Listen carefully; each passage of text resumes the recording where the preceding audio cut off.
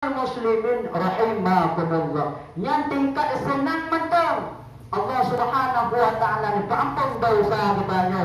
Apabila legutanyo tak ibadah lembak bulan Ramadan, tak tunaikan hak-hak Ramadan, tak baca Al-Quran dalam bulan Ramadan, tak buat sunnah-sunnah Rasulullah dalam bulan Ramadan, nyan mi mutua Allah Subhanahu wa taala nutu harum jasad ketanyo yaitu dalam api neraka.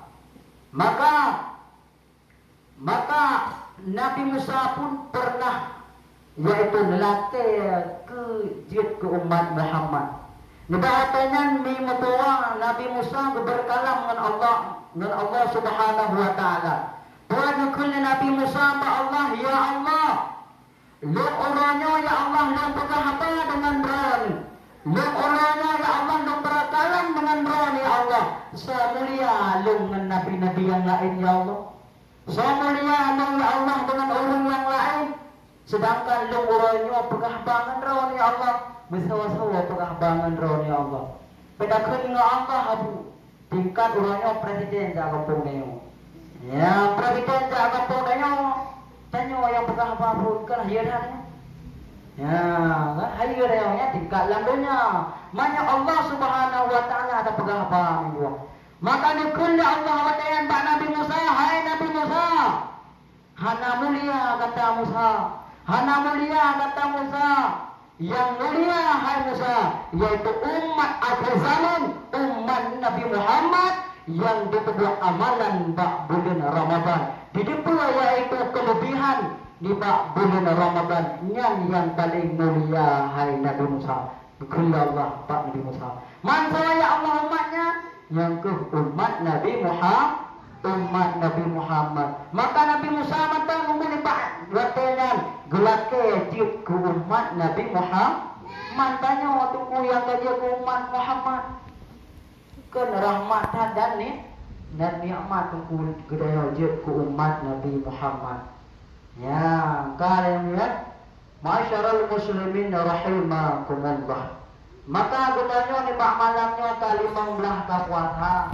Gebenan bak 10 yang kedua daripada bulan Ramadan gebenan maghfirah. Yang 10 yang pertama gebenan yaitu rahmat dan 10 akhir gupunan yaitu hidupun minan hukum merdeka katanya daripada api neraka. Maka lumpakah kami di pak malamnya yaitu legatoka bertepatan dengan 10 yang kedua daripada bulan Ramadan yaitu maghfirah. Arti maghfirah yaitu keampunan, yaitu pintu taubat dibuka oleh Allah Subhanahu wa taala selebar-lebar ditunggu. Makanya orang tu dah kena tanya pengkulung cukup lega pun dosa. Upah gunung sampai selalu. Ya bahkan raya dosa yang benar menang dah kena. Lebih raya tunggu ampunan Allah Taala dan kegedanya. Raya ampunan Allah. Maka ibadah ni yang kalau tubuh dosa lagi ampun Allah. InsyaAllah Allah Subhanahu wa taala akan ampun dosa gedanya. Maka kena Nabi Pak 10 yang kedua daripada bulan Ramadan, tapi banyak legatanya yaitu 50 amalan. Ke-50. Yang pertama yaitu legatanya saling membagi-bagi. Dalam artian kata saling membagi-bagi. Buat ke baju bersawung. Kadang pun nak pegat le kuah mangat tiga kan. Ya, le tak pegatnya tak bagi ni ke samping rumah. Saudara-saudara kita yang tak bagi. Menansin awak tu buka puasa. Kadang si katanya mi depan orangnya nak pegat bom rorong kan ya. Ataupun bom micro.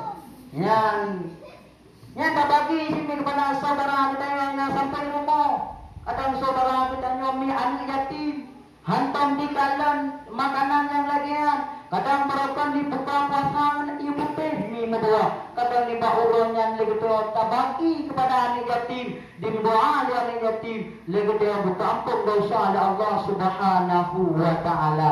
Nyo amalan yang pertama. Natom mi lagi